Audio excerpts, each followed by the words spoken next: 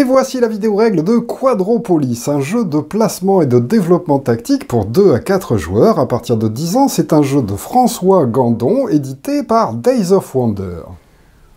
Au niveau matériel, on commence par un petit plateau central qui sera placé au centre de la table. Ensuite, nous avons des feuilles individuelles pour chaque joueur. Chacun pourra choisir la couleur de son choix et va recevoir cette feuille. Alors attention, cette feuille est recto-verso car effectivement, il y a 2 modes de jeu. Un mode classique, c'est indiqué ici, et de l'autre côté, un mode expert. Évidemment, pour les premières parties, nous allons commencer en version classique, donc chacun va pouvoir disposer la feuille comme ceci devant lui. Chaque joueur va ensuite recevoir 4 tuiles architectes qui sont numérotées de 1 à 4 et qui correspondent à la couleur de chaque joueur et qui présentent comme ceci de sympathiques petits architectes. Alors attention, ces tuiles sont recto-verso avec un côté gris qu'on utilisera dans le mode expert, mais pour le moment donc on les utilise avec notre couleur. Donc chacun récupère ces 4 architectes et les place à côté de son plateau. Évidemment, vous n'attribuerez pas les tuiles architectes des couleurs qui ne jouent pas si vous jouez à moins de 4. Et attention, il y a des tuiles marquées 5 qui sont en gris et qui ne seront utilisées que dans la variante expert. Donc pour l'instant, on peut les remettre dans la boîte. Ensuite, nous avons des tuiles numérotées au dos, allant de 1 jusqu'à 5. Alors attention, il y a des tuiles en bleu qui sont les tuiles que l'on va utiliser normalement dans tous les modes. Elles sont donc numérotées 1, 2, 3, 4, et vous allez donc pouvoir en faire des piles. Mais attention, parmi ces tuiles, il vous faudra en sur votre première partie, retirer les tuiles spéciales parc spéciales, qui n'ont pas de petits symboles dessinés en bas. Et il y en a une dans chacune des piles, en fait. Pile 1, pile 2, pile 3, pile 4. Donc on va retirer tous ces 4 parcs qui ne seront utilisés que pour une petite variante, et pour l'instant elles seront aussi remises dans la boîte. Ensuite, vous avez des tuiles qui sont un peu marron au dos, sur lesquelles il y a indiqué classique. Donc c'est celle-ci que nous allons utiliser dans la première partie du jeu. Ensuite, vous avez des tuiles grisées qui sont marquées expert et des tuiles numéro 5 qui sont aussi marquées expert. Toutes ces tuiles expert vont pour le moment être remises dans la boîte. Ensuite, vous allez trouver un ensemble de chouettes petits meeples comme ceci transparents avec un effet vert, ainsi que des petits octogones d'énergie que vous allez aussi placer en réserve à côté du plateau de jeu de façon à ce que les joueurs puissent les atteindre facilement en cours de partie. Il doit alors vous rester plus que 2 pions. Nous avons un pion urbaniste en noir et un pion maire en vert que l'on va disposer pour le moment à côté du plateau de jeu central. Puis nous avons des petites fiches récapitulatives pour compter les points de victoire en fin de partie. Attention, elles sont recto-verso avec un mode classique d'un côté et un mode expert de l'autre. Évidemment, pour l'instant, nous utilisons le mode classique, donc chacun va pouvoir placer cette petite feuille à proximité de son plateau de jeu. Il ne doit normalement vous rester plus qu'un bloc de marque que vous allez pouvoir laisser de côté pour le moment. Il ne servira qu'à compter les points en fin de partie, ainsi qu'un petit sac noir que vous allez pour le moment pouvoir disposer non loin des tuiles. Nous sommes alors prêts à débuter la partie, mais quel est le but du jeu? Eh bien, vous êtes tous les maires de différentes petites villes qui allez tenter d'urbaniser votre ville en construisant des habitations, en construisant des parcs, en construisant des commerces pour les habitants, en construisant des usines, des services publics et des ports. Et en fin de partie, grâce à tous ces bâtiments, vous allez pouvoir marquer des points à condition que vous ayez réussi à les activer grâce aux 2 ressources qui existent dans le jeu, que sont les petits personnages habitants et que sont les barils d'énergie. Alors, en mode classique, le jeu va se dérouler en 4 manches, et lors de chacune des manches, nous allons utiliser les tuiles numérotées qui correspondent à la manche en cours. Donc pour cette première manche, nous allons donc prendre le petit sac noir, et à l'intérieur, nous allons placer toutes les tuiles 1 bleues, ainsi que toutes les tuiles 1 de la version classique. Et on va bien mélanger le sac pour ensuite faire un placement aléatoire de toutes ces tuiles sur le plateau central qui va correspondre au chantier. On va donc placer toutes les tuiles comme ceci en les tirant une par une du sac, face cachée sur le plateau de façon à le remplir entièrement. Lorsque ceci est fait, vous pouvez remettre le sac de côté, il ne va plus être utilisé pendant cette manche, et nous allons pouvoir retourner face visible toutes les tuiles en fonction du nombre de joueurs. Effectivement, si vous jouez à 4 joueurs, vous retournerez l'intégralité des tuiles du chantier. En revanche, si vous jouez seulement à 3 joueurs, vous ne retournerez pas les tuiles où il y a un 4 indiqué en bas à droite. Si jamais vous jouez seulement à 2 joueurs, à ce moment-là, vous ne retournerez ni les tuiles 4, ni les tuiles 3-4. Par contre, vous retournerez toutes les autres faces visibles.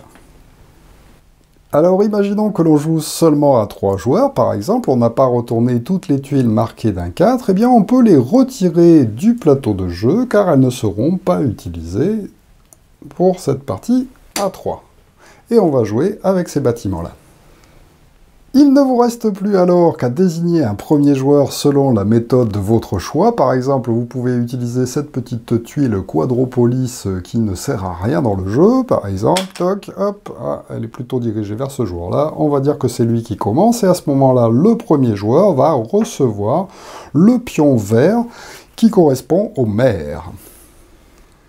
Alors, le tour de jeu est assez simple. Lors du tour d'un joueur à commencer par le premier, eh bien celui-ci va pouvoir choisir un de ses architectes qui va lui permettre de récupérer un bâtiment de son choix sur le chantier. Il pourra placer immédiatement ce bâtiment dans sa ville selon certaines contraintes correspondant aux chiffres de l'architecte qu'il a choisi. Et ensuite, on passera au tour du jour suivant, qui fera de même en jouant une de ses tuiles, architecte, et puis on continue comme ça jusqu'à ce que chaque joueur ait joué ses 4 architectes. Ceci étant fait, la manche sera terminée, on pourra passer à la manche suivante. Alors, dans ce mode classique, nous avons 6 types de bâtiments différents qui sont identifiés par le petit symbole qui se trouve en haut à droite de chacune des tuiles. Nous avons donc le choix entre des habitations, entre des parcs qui sont en vert, entre des commerces qui sont en violet, des usines qui sont en rouge, des administrations qui sont en vert bleu, et enfin entre les ports qui sont en bleu. Alors chacun des bâtiments, chacune des tuiles bâtiments fonctionne de la même manière. Hop, on va laisser la mise à point se faire. En haut, il y a marqué les ressources que vous allez gagner au moment où vous allez placer ce bâtiment dans votre ville. Donc là, par exemple, si je place ce bâtiment-là, immédiatement, je recevrai 2 meeples de la réserve générale que je serai obligé de prendre. Et en bas, il y a indiqué dans cet octogone la ressource nécessaire pour faire fonctionner ce bâtiment, c'est-à-dire qu'il faudra réussir pour celui-ci à mettre un octogone d'énergie pour pouvoir le faire fonctionner et marquer des points de victoire en fin de partie pour ce bâtiment. Alors, chaque type de bâtiment en jeu a une façon différente de nous faire marquer des points de victoire en fin de partie, et tout cela est résumé sur notre petite feuille d'aide qui est assez bien faite. On commence par les immeubles. Les immeubles, vous aurez le droit de les empiler, et pour le moment, ce sont les seuls bâtiments que vous aurez le droit d'empiler les uns sur les autres. Si vous arrivez à activer le bâtiment en plaçant une ressource d'énergie dessus avant la fin de la partie, vous marquerez des points de victoire en fonction de la hauteur du bâtiment, en sachant qu'il ne peut être constitué au maximum que de 4 étages. 1 point pour un étage, 3 points pour 2 étages, 6 points pour 3 étages et 10 points pour 4 étages. Mais attention, à condition qu'il soit activé par une énergie, car effectivement il suffira d'une seule énergie pour faire fonctionner le bâtiment, quel que soit le nombre d'étages qui le constituent. Ensuite, nous aurons les parcs qui sont identifiés par ces petites fleurs sur du vert. Ce sont les bâtiments qui sont représentés comme celui-ci au centre. Les parcs marqueront des points de victoire en fonction du nombre de bâtiments d'habitation qui les bordent. Attention, les diagonales ne compteront pas. Ce sera vraiment les bâtiments qui touchent ce parc qui nous rapporteront. Donc là, par exemple, ce bâtiment touchant 4 habitations en fin de partie, il permettra de marquer 11 points ou moins s'il touche moins de bâtiments. Attention, les parcs n'ont pas besoin d'être activés avec une ressource particulière, on ne posera donc rien dessus. Mais en fin de partie, chaque parc a une petite capacité spéciale lui permettant éventuellement d'utiliser un cube d'énergie pour ne pas que ça nous fasse des points négatifs. Nous y reviendrons un peu plus tard. Ensuite, en violet, nous avons les commerces. Les commerces identifiés par ce petit caddie vont permettre de marquer des points de victoire si on arrive à y placer des habitants. Effectivement, si on arrive à mettre un meeple dedans, nous marquerons un point de victoire, 2 points si nous mettons 2 habitants, 4 points pour 3 habitants, et enfin 4, c'est le maximum que l'on pourra mettre, 7 points de victoire. Ensuite, nous avons les usines. Les usines vont marquer des points par rapport aux emplacements qui sont à côté d'elles, et elles doivent être placées en priorité à côté des ports ou à côté des commerces. Chaque commerce adjacent à une usine activée, attention, il faudra les activer par un petit meeple, eh bien, marqueront 2 points de victoire.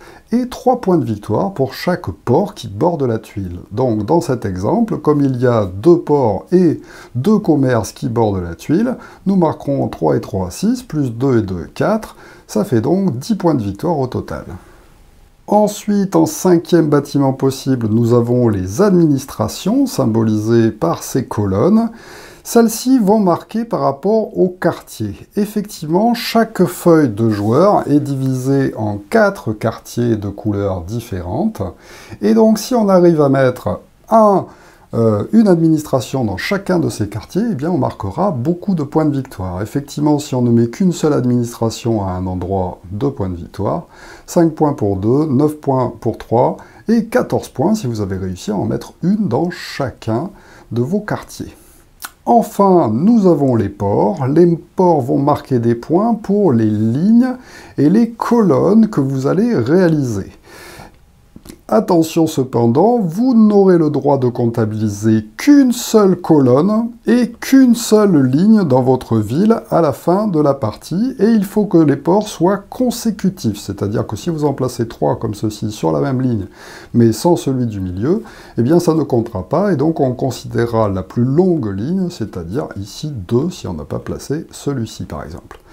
Mais là, dans cet exemple-là, ça nous ferait donc une ligne de 4. Évidemment, comme notre ville fait 4 sur 4, c'est le maximum. Ça fera donc 12 points de victoire pour la ligne. Et si j'en ai placé 2 en colonne, je marquerai 3 points de victoire supplémentaires. Donc, dans cet exemple, 15 points. Alors, comment ça se passe pour le tour d'un joueur? Imaginons donc que notre joueur bleu soit le premier joueur car il a le pion de mer devant lui, eh bien il va devoir choisir un de ces 4 architectes pour récupérer un bâtiment qui se trouve au chantier. Attention, le chiffre choisi pour l'architecte va correspondre à la tuile. C'est-à-dire que par exemple, si je choisis d'utiliser le 2 et que je le place ici, il va falloir pointer en fait une ligne du jeu.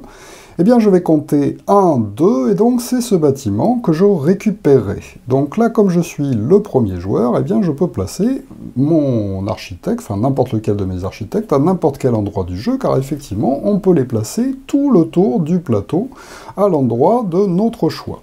Donc imaginons que j'ai envie de commencer justement par une habitation, pof, je peux placer mon personnage à cet endroit-là et je récupère cette tuile. Je choisis alors si je décide de la placer dans ma ville ou non. Effectivement, il est toujours possible de dire bah, finalement ça ne m'intéresse pas et je la rejette. Mais bon, en début de partie, aucun intérêt, il faut mieux choisir quand même quelque chose qu'on va placer. Donc je prends ce bâtiment-là, et immédiatement quand je prends une tuile du plateau, je vais placer le pion de l'urbaniste sur la case que je viens de vider. Ensuite, je vais regarder est-ce que je reçois des ressources, mais avant ça, je vais d'abord placer le bâtiment dans ma ville. Le problème, c'est que le placement dans la ville va aussi obéir à une contrainte qui dépend de la tuile que j'ai choisie. Ici, comme j'ai choisi un architecte 2, eh bien je ne vais pouvoir placer ce bâtiment que dans la colonne marquée d'un 2 ou que dans la ligne marquée d'un 2. Je vais donc avoir le choix uniquement entre ces cases-là. Imaginons que j'ai envie de le placer là, c'est possible, c'est sur la colonne 2. Dès que je le place, je regarde en haut, qu'est-ce que je reçois de la banque? Ici, c'est donc 2 meeples.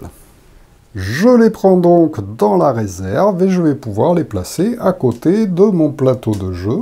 Et si je le souhaite, je peux immédiatement les utiliser pour les placer sur des bâtiments qui auraient besoin de personnages pour être activés.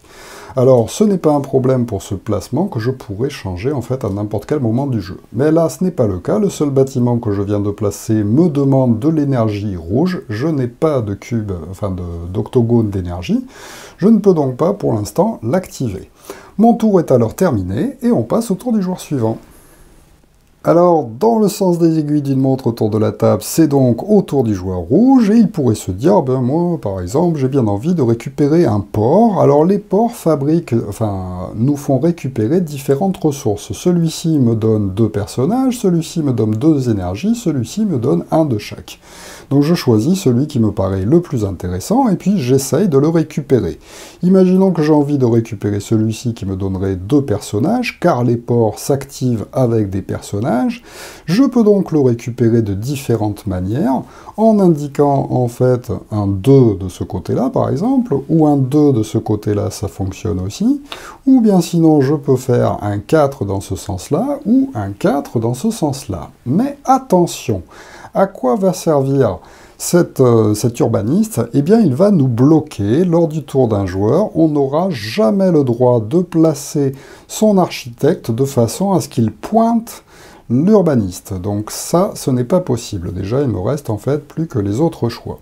Autre chose, je ne peux pas non plus me placer sur une tuile déjà placée par un autre joueur. Donc là, il me serait interdit en fait d'utiliser, par exemple, ceci pour espérer récupérer là. Bon, là, dans les deux cas, déjà, ça montre l'urbaniste, donc je n'ai pas le droit. Et en plus, de toute façon, on n'a jamais le droit de se placer sur un espace occupé. Par contre, on peut normalement se mettre de l'autre côté. Mais ici, ça ne fonctionne pas non plus.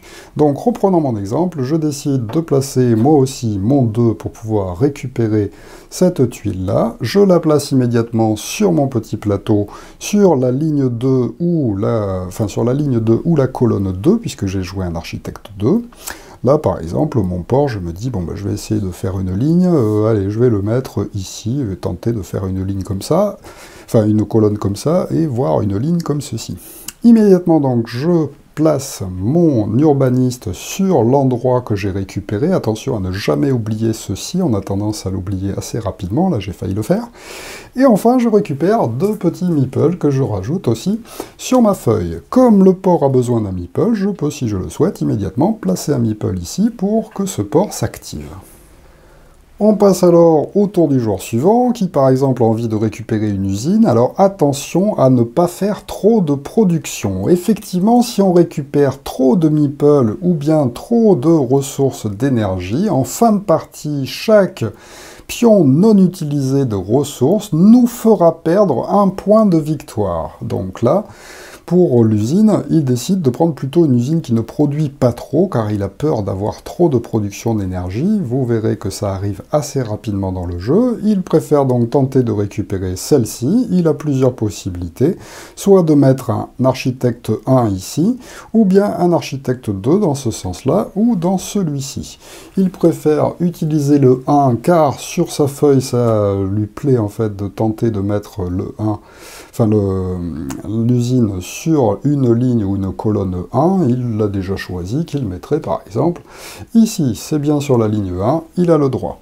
Dès qu'il a posé sa tuile, il n'oublie pas de déplacer l'urbaniste, et ensuite il reçoit les ressources, ici un cube d'énergie qu'il ne peut pas utiliser pour le moment, donc il peut laisser sur sa feuille. Et on repasse au premier joueur.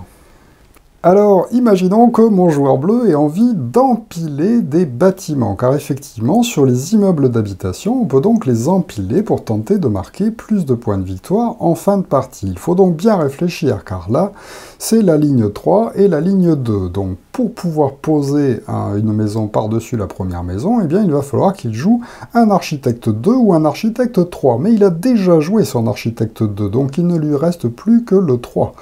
Donc, sa seule façon de pouvoir récupérer un immeuble, eh bien, c'est de placer l'architecte 3 sur le plateau de jeu et de réussir à récupérer un immeuble grâce à ce chiffre. Donc là, il a de la chance, c'est possible sur le jeu, il peut le placer là pour récupérer celui-ci en 3, ou bien de l'autre côté, ça fonctionne aussi.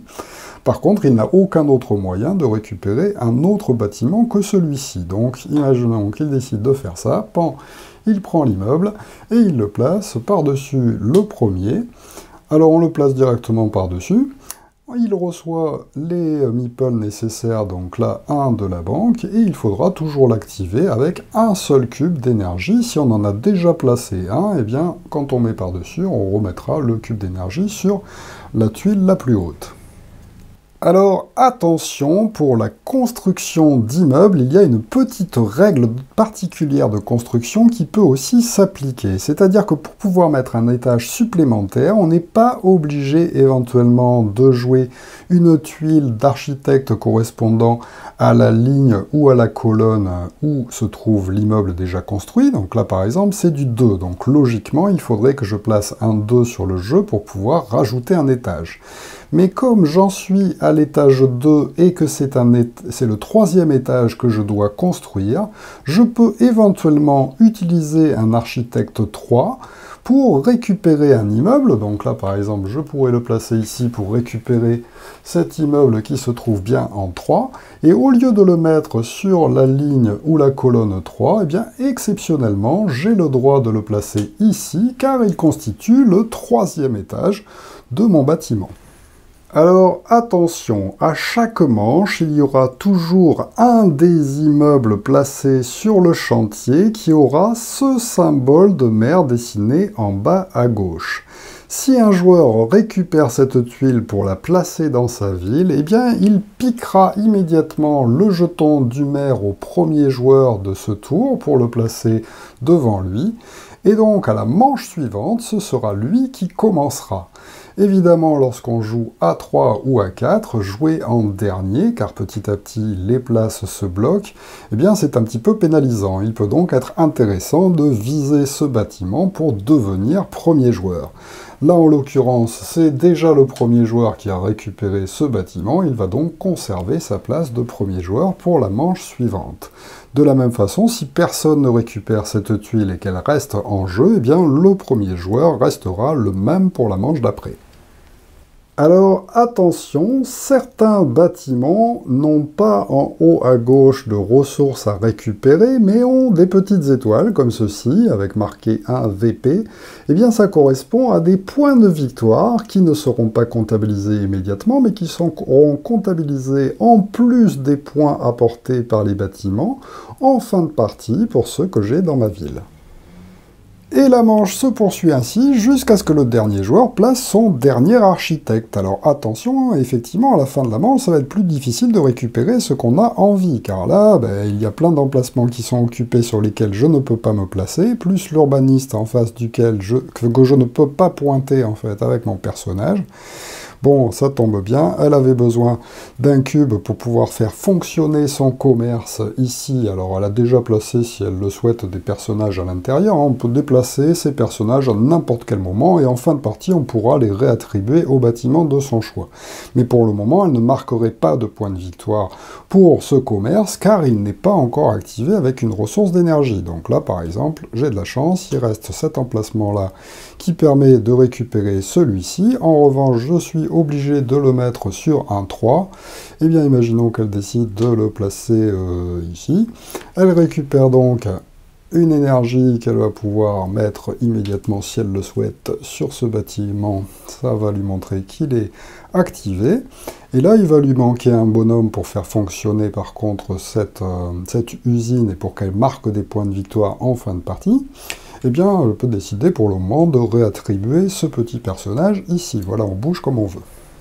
La manche est alors terminée, on va pouvoir vider le plateau de tous les bâtiments qui n'ont pas été récupérés par les joueurs et ceux-ci sont remis à l'extérieur du jeu, ils ne seront plus utilisés de la partie. Chacun récupère évidemment ses architectes pour les replacer devant lui.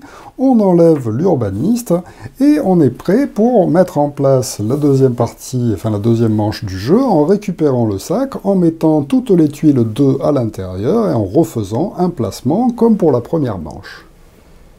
Et la partie se poursuit ainsi jusqu'au quatrième et dernier tour, jusqu'à ce qu'on place son dernier architecte. On place alors à ce moment-là chacun son dernier bâtiment dans sa ville si possible. Je vous rappelle que si vous pointez une case vide avec un architecte, ça peut arriver à la fin, eh bien vous ne prenez rien évidemment, et que si vous pointez un bâtiment que vous ne pouvez pas placer car vous n'avez pas d'emplacement disponible dans votre colonne ou dans votre ligne correspondante sur votre plateau, eh bien c'est pareil, vous ne placez pas ce bâtiment, vous le sortez du jeu. De la même façon, si vous ne voulez pas recevoir un bâtiment, vous avez le droit de dire je ne le place pas et je le défausse. En revanche, si jamais vous récupérez un bâtiment et que vous le placez sur votre feuille, vous êtes obligé de prendre les ressources correspondantes. On peut alors passer au décompte final. Alors, lors de ce décompte final, eh bien, c'est très simple. On va d'abord réattribuer tous ces personnages aux bons endroits qui nous intéressent sur les cases. Effectivement, si vous n'avez pas assez de ressources, eh bien, vous devrez peut-être laisser des cases vides. Et si une case est vide, eh bien, ce bâtiment-là ne marquera pas de points de victoire. Par contre, ceux qui sont adjacents et qui marqueraient éventuellement des points de victoire grâce à ce bâtiment non activé, les marqueront quand même. On prend alors le bloc de marque, on inscrit l'initiale de chaque joueur en haut, et puis on est parti pour le décompte. Alors on commence par les maisons, donc on va regarder ici par exemple, moi j'ai une maison qui fait 2 étages, elle est bien activée, une maison qui fait 1 étage, elle est bien activée. Nous avons vu que 1 étage rapporte 1, 2 étages rapportent 3, donc 3 plus 1 ça fait 4, je marque donc 4 points pour les habitations. Ensuite, je regarde les parcs. Ici, j'ai un parc. Les parcs n'ont pas besoin d'être activés. Par contre, on peut placer dessus une ressource d'énergie qui ne sera pas comptabilisée en négatif. Donc, c'est ce que j'ai fait ici en coin. Pour les points de victoire, ça va être par rapport aux habitations qui la touchent. Là, j'ai donc 2 habitations qui la touchent et on se fiche du nombre d'étages. 2, ça rapporte donc 4 points que je note sur ma feuille. Ensuite, nous avons les commerces. Les commerces, c'est par rapport au nombre de personnages qui se trouvent à l'intérieur. Ici, j'ai installé 3 commerces, mais il y en a un seul où il y a 2 personnages à l'intérieur. Pour 2 personnages, ça me rapporte 2 points de victoire et donc 0 pour les autres. Je marque 2 et on passe au suivant. Ensuite, pour les usines, ça va marquer des points pour les commerces qui sont à côté et pour les ports qui sont à côté. Chaque port rapporte 3 points et chaque commerce 2 points. Donc pour cette usine-là, 3 et 3, 6, plus 2, 8 points. Pour celui-ci, 3 et 3, 6 supplémentaires. Donc on était à 8, 9, 10, 11, 12, 13, 14 si je ne me trompe pas. On rajoute donc 14 ici. Ensuite, on passe aux administrations.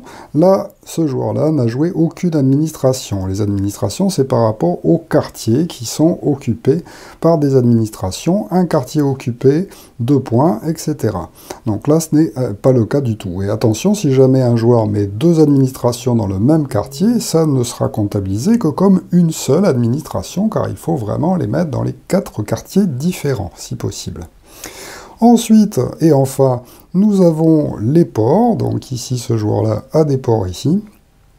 Il a réussi à faire une colonne et une ligne, c'est ça. Une colonne ou une ligne de 4 rapporte 12 points, donc ça fait 12 plus 12, 24 points. Attention, si jamais, par exemple, ce port-là avait été placé à cet endroit, on n'aurait comptabilisé que la colonne la plus grande de port contigu, donc en fait ça aurait été bien celle-ci, et dans ce sens-là, on aura comptabilisé aussi que la plus grande, c'est-à-dire celle-ci qui en faisait 3. Donc là, dans mon exemple, ça fait donc 24 points à rajouter pour les ports de ce joueur. Alors attention aux ports qui marquent aussi des points de victoire. Là, ce n'est pas le cas. Chacun des ports que j'ai récupérés me faisait récupérer des ressources. Mais je vous rappelle qu'il en existe dans le jeu qui peuvent marquer des points de victoire supplémentaires. Par exemple, celui-ci, 3 points de victoire à ajouter au total obtenu par les lignes de port qu'on a fait dans sa ville. De la même façon pour les administrations rapportent donc des points si vous avez réussi à les poser dans les différents quartiers, mais elles rapportent aussi des points de victoire additionnels qu'il ne faudra pas oublier de comptabiliser. Ensuite, les cases suivantes correspondent au mode expert et donc ne sont pas comptabilisées dans ce mode classique. Et enfin, pour chaque meeple et chaque ressource non utilisée, je vais marquer -1 point. Donc là, malheureusement, j'ai 4 tonneaux de pétrole que je n'ai pas utilisés. Et bien malheureusement, ça me fera -4. Il ne reste plus alors qu'à effectuer ça pour chaque joueur, de faire le total, et évidemment celui qui a obtenu le plus de points de victoire l'emportera.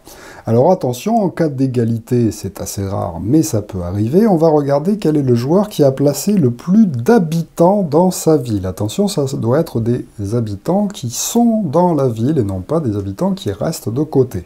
Celui qui en a le plus remporte à ce moment-là l'égalité. S'il y a encore une égalité par rapport à ce nombre d'habitants, on regardera quel est le joueur qui a le moins de cases vides à l'intérieur de sa ville, et celui qui a le plus rempli sa ville l'emportera. Alors parlons maintenant des variantes. Tout d'abord, nous avons la variante Square. Alors celle-ci propose 5 tuiles supplémentaires, il y en a une pour chaque pile, car effectivement en mode normal on va jouer avec les 4, nous l'avons vu, mais en mode expert on pourra jouer avec les 5. Donc cette extension est jouable avec le mode normal ou avec le mode expert. À ce moment-là, vous remplacerez toutes les tuiles qu'il y a dans chacun des paquets et qui présentent le même chiffre par celui présentant un square. Les squares fonctionnent de la même manière que les jardins et comptabilisent des points de la même manière, sauf qu'ils ne permettent pas de supprimer la pollution amenée par les énergies. Donc en fait, il n'y a pas la possibilité en fin de manche, enfin en fin de partie, de mettre un cube d'énergie qui ne sera pas comptabilisé en négatif. Voilà, c'est la seule petite variante. Ensuite, parlons un peu du mode expert. Alors déjà, le mode expert va se dérouler en 5 manches au lieu de 4, donc il va durer un petit peu plus longtemps. On va utiliser l'autre face du plateau individuel de chaque joueur, et là, la ville est constituée un petit peu différemment, puisqu'elle est constituée en 5 quartiers, de différentes couleurs, et qui vont donc constituer les quartiers permettant de marquer des points de victoire grâce aux administrations. Il y en a donc maintenant 5. Et ça ne va plus fonctionner par ligne et par colonne, mais justement par quartier. En utilisant un architecte 1, eh bien on pourra placer un bâtiment dans le quartier 1, ou bien sur un 1 de chacun des autres quartiers. Donc vous voyez, c'est un petit peu plus difficile déjà de s'y repérer et de pouvoir placer ces bâtiments aux endroits souhaités. Deuxième changement d'importance, nous n'allons plus avoir nos propres architectes. Effectivement, nous allons utiliser l'autre face des architectes, et on va constituer une réserve d'architectes avec les architectes de chaque joueur sur leur face grisée, qu'on placera au centre du jeu en ajoutant les architectes de niveau 5 gris.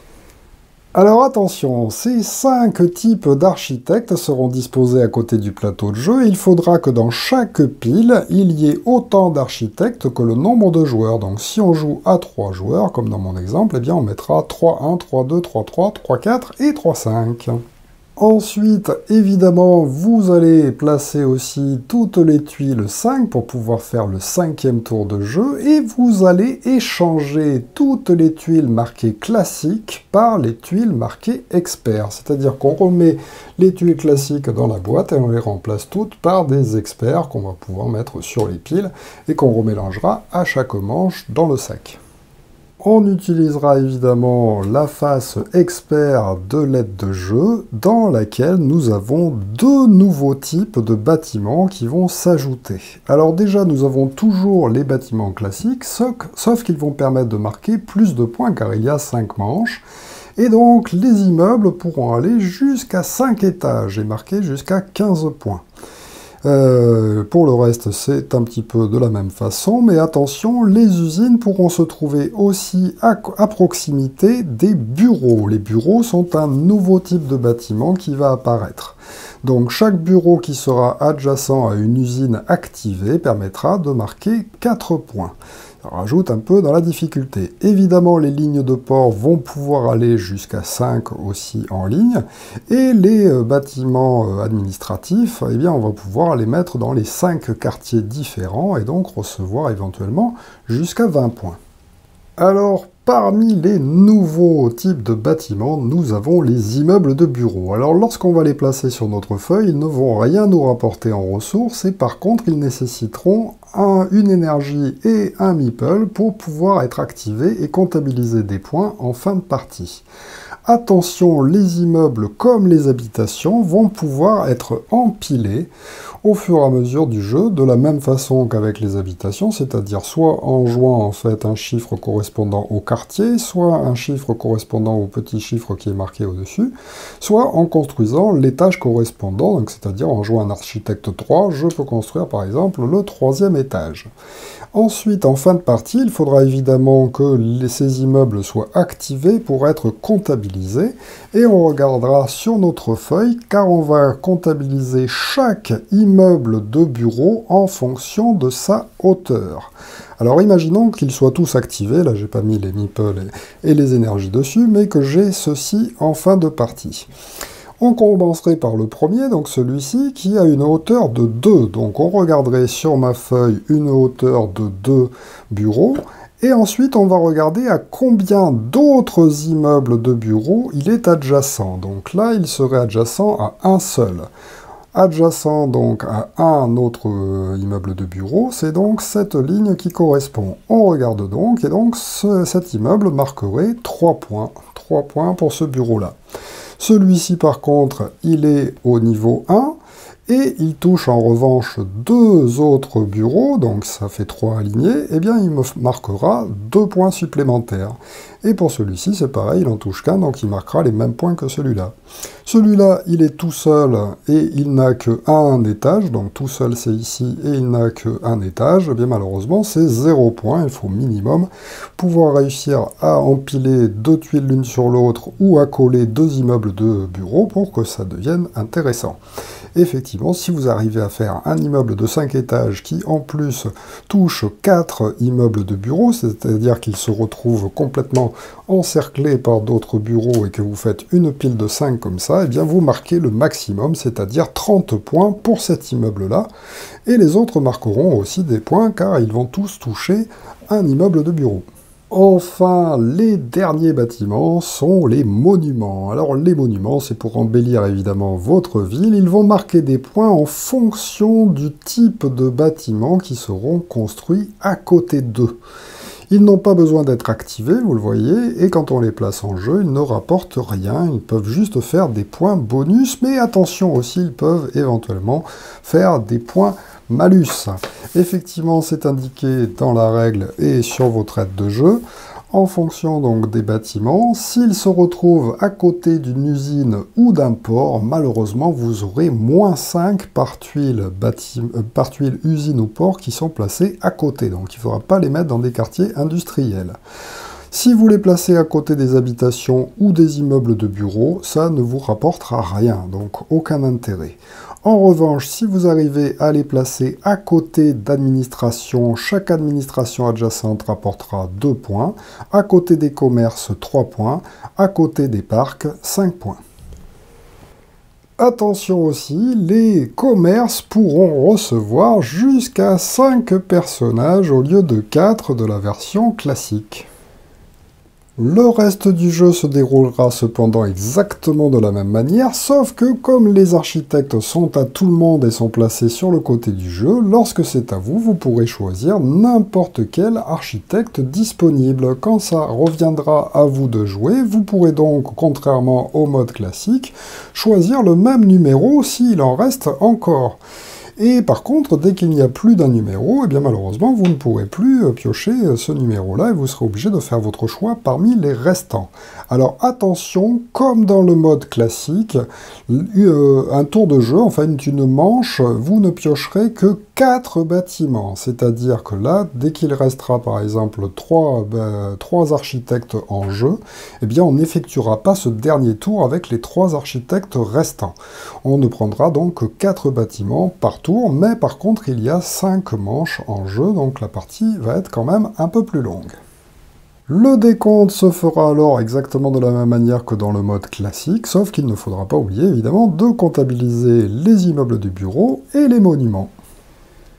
Voilà donc pour Quadropolis, un excellent jeu de placement, de gestion et de tactique, car effectivement on peut orienter sa ville dans différents aspects. Nous avons vu le mode classique, nous avons vu le mode complexe, ça fait vraiment 2 jeux très différents. Je vous conseille de faire quand même un certain nombre de parties en mode classique avant de passer au mode expert, mais c'est donc très intéressant avec des règles qui sont relativement simples, mais par contre beaucoup de réflexion en cours de jeu pour tenter de prévoir ce qui va se passer par rapport aux tuiles qui nous restent, aux emplacements dans notre ville. Et voilà, donc vraiment très très sympathique avec un design qui fait un peu familial, mais qui malgré tout reste un excellent jeu aussi pour joueurs. Merci de m'avoir suivi et à très bientôt pour une nouvelle vidéo règles. Au revoir.